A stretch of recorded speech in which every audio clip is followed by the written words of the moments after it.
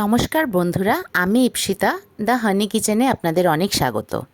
শুধু এপার বাংলা আর ওপার বাংলা তো নয়, সারা ভারতে হয় এই রান্নাটা, কিন্তু আলাদা আলাদা উপকরণে।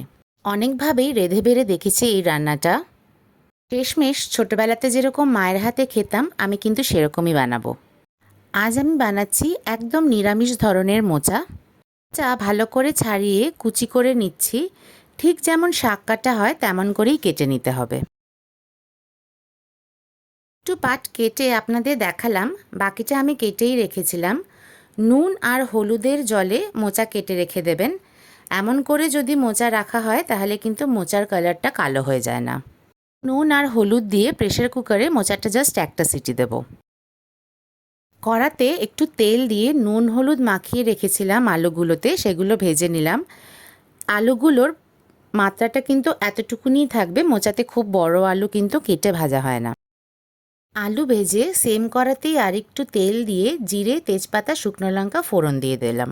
এখন দিচ্ছি আদা বাটা, লঙ্কা বাটা, জিরে বাটা। এই সব দিয়ে একটু নাড়াচাড়া করে নিতে হবে।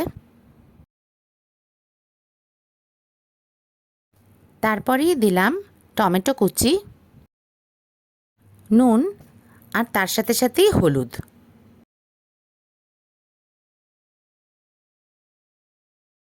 এখন এই মশলাগুলো ভালো করে ভাজতে হবে যতক্ষণ না পর্যন্ত মশলার কাঁচা গন্ধ বেরিয়ে যায়।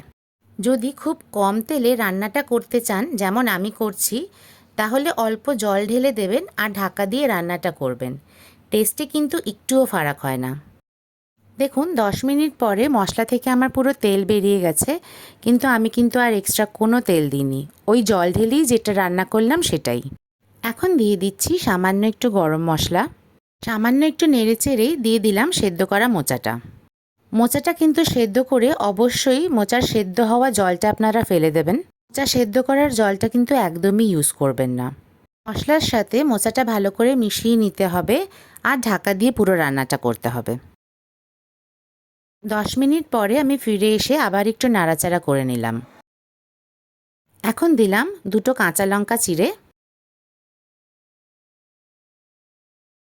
ভেজে রাখা আলুগুলো এখন দিয়ে দিলাম আর ঢেকে ঢেকে আলুটা পুরো সেদ্ধ হওয়া পর্যন্ত রান্না করব। ভালো বা মন্দ যেটাই লাগুক কমেন্ট করে কিন্তু জানাবেন, আর আপনারা কেমন করে বানান সেটাও জানাবেন। ভালো যদি লাগে তাহলে লাইক আর সাবস্ক্রাইবটা কিন্তু চাই। আর 5 মিনিট পরেই দিয়ে দিলাম ঘি আর দিয়ে দিচ্ছি নারকেল। এখন ঢাকা খুলেই সামান্য একটু ভাজবেন আর তারপরেই করে দেবেন সার্ভ।